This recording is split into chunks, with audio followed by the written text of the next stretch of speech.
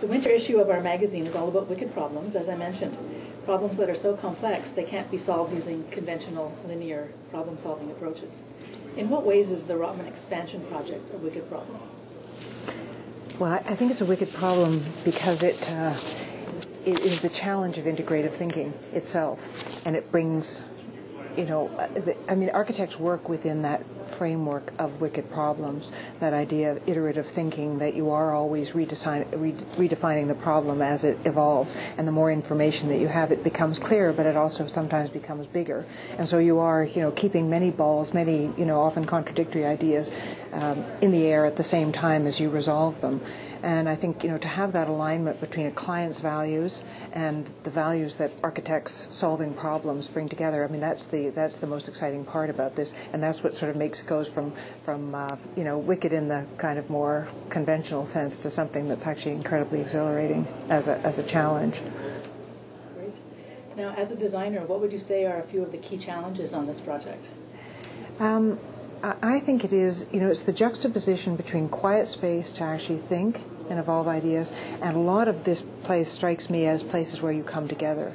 I think just the fact that the atrium, the atrium in the current building is that beehive of activity by force of nature. There wasn't a space that was programmed that would take all that activity away, and so by force of needing space, it happened in the atrium. And I think that's one of the most exciting parts, is that kind of interaction. And I think our challenge is to actually take that level of communication, interaction, with all the disruption that comes with it, and actually extend and drag that into the new building in terms of the event box and how that box works, how that space works for Rotman. You shouldn't lose any of that buzz and that sense of arrival, confrontation, information, digestion, and then what you take away from it, as you chat with people after events that happen in that space. So that's the juxtaposition between the private space, quiet contemplation, and then and spaces that are open and alive and spaces of interaction.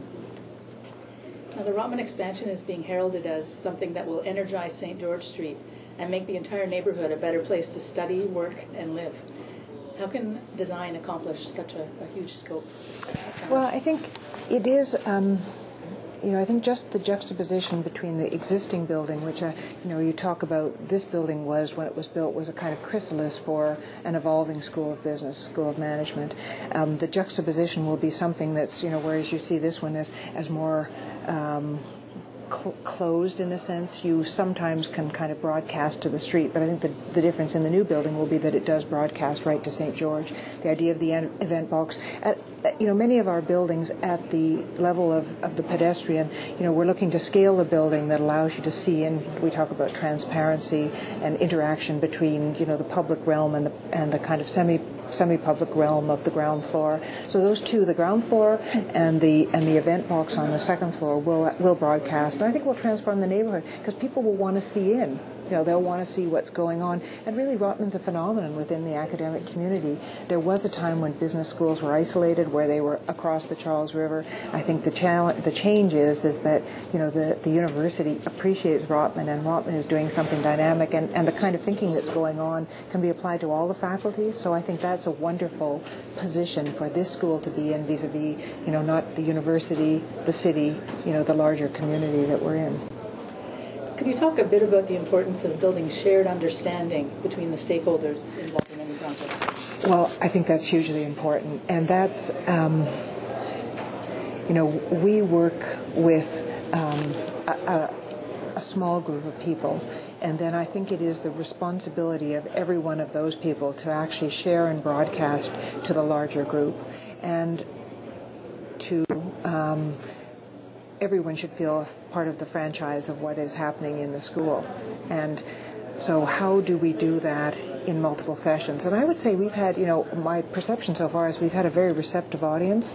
We went through a design competition process that was open in its final presentation, and the people that were there kind of, the people that were not the stone-faced jurors sitting around the table, but everybody else that was there came up afterwards and said, I get it, this is great, you guys that's what we're talking about. And so how do we broadcast that? Because I think it continues to be something that has to be done in parallel, is informing the community, listening, We listen to our directly around the table, but how do we listen in a broader fashion? And I think there should be, process like this, the interview, sharing ideas is very important, and getting response back from people is very important. So architecture does that. People step into our buildings and say, oh my God, we just opened the conservatory. We had an open house, and there were, 2,500 people walk through, and everybody said, and it challenges, it sort of expresses, architecture expresses our better selves. I think that's what this building will do. And if people will be influenced by that, and so there's a common idea put out through architecture, but you also need to speak to people and listen. So. Now, human-centered design has become quite topical in the design world. How does KPMB approach that issue? It's just all, it's wonderful to see the broader community embrace the way we think anyway, because it is all about the body in motion, the status, the body in motion, the sensory, sentient human being that sees over a railing to see something that may be happening on a floor below, that moves the chair to the sunlight, that sits back from the main entrance so that you can see people coming in. And so I think that idea of human-centered design, I looked it up on the website, and in fact it was exactly what I thought.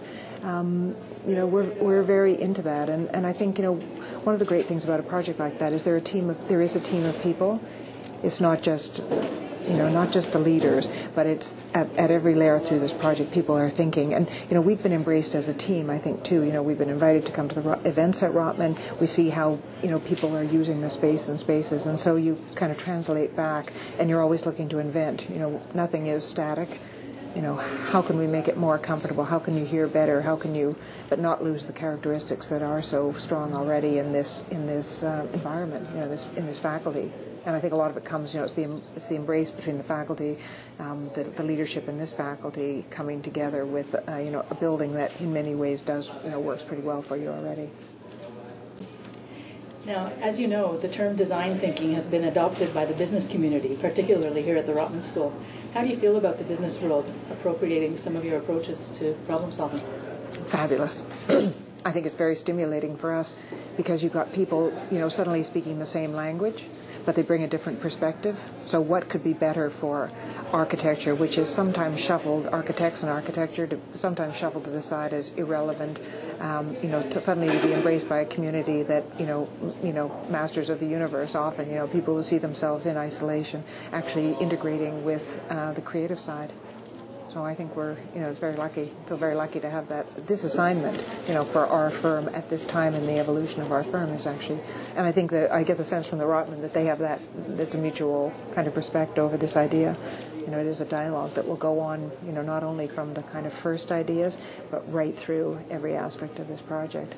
And, one of the things that Roger said that I actually loved in the integrative thinking book is that sometimes it takes a little longer.